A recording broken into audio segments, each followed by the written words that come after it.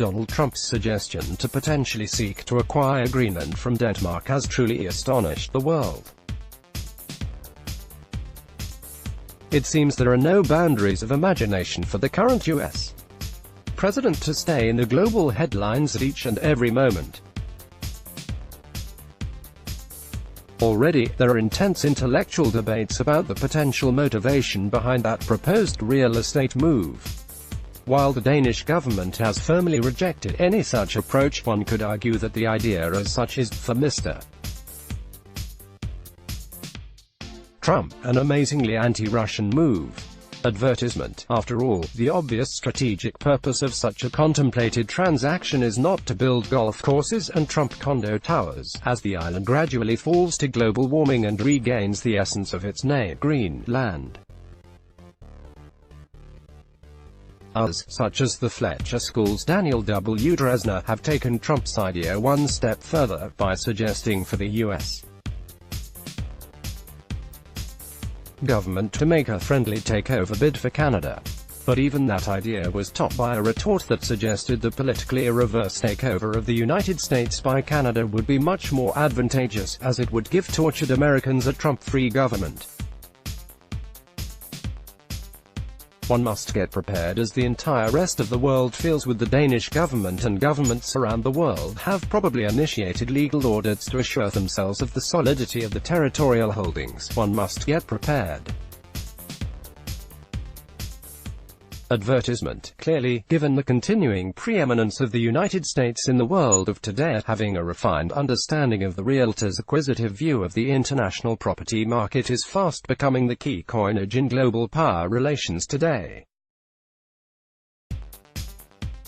After all, beyond knowledge of the raw angles of the entertainment industry, Donald Trump brings only real estate business experience of the rough kind to the presidency.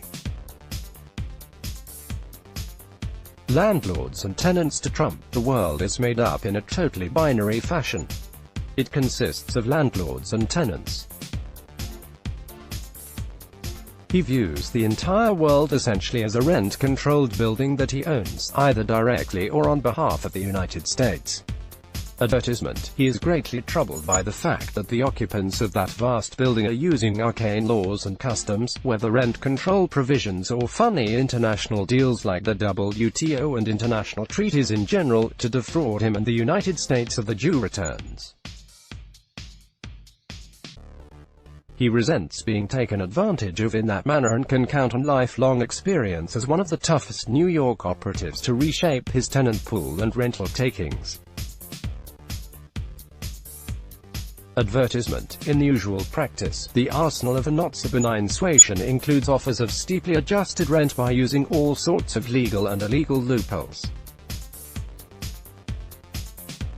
If that friendly offer is refused, one gets spattered with an unending application of harassment until the issue is settled in the property king's favor. In the absence of laws vigorously applied, this usually works as tenants without sufficient legal representation and hence power either pay up or leave. Responding to friendly embrace advertisement. The trouble for the rest of the world's countries, as Denmark now gets to experience firsthand, is that it is still to be determined how, in the absence of law enforcement previously provided by international institutions, they are able to respond effectively to such friendly embraces. Evidently, given that the Trump world being made up of the tough worthy of respect and everyone else, the only effective response is to be tough based on strength and options. Marshalling the national solidarity that such a response requires will be a challenge for any society that is used to be living comfortably in a clement neighborhood. Heading off that challenge is both pressing and needed for the long term. We can all count on the fact that the challenge posed by Trumpism is not a temporary phenomenon. Crass commercialism has always been a key dimension of America's engagement with the world that will not disappear with the man. Advertisement. Simply put, the global reach of American-style M.